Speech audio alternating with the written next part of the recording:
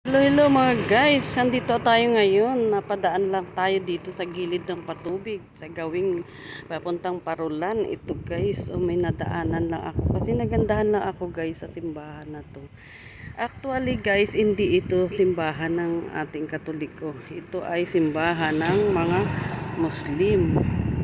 Kita nyo guys, kahit saan talaga sila pwede magtayo ng simbahan basta sila nagkakaisa at iisa ang panampalataya nila at tungkol sa kanilang pinapaniwalaan na kanilang Panginoon.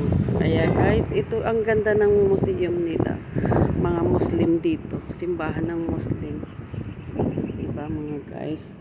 Ganda rin dito ng mga patubig. Thank you mga guys, thank you for watching. Follow for more, like and share. Bye. Huwag kalimutan. Hinday mo ray. God bless. Bye-bye.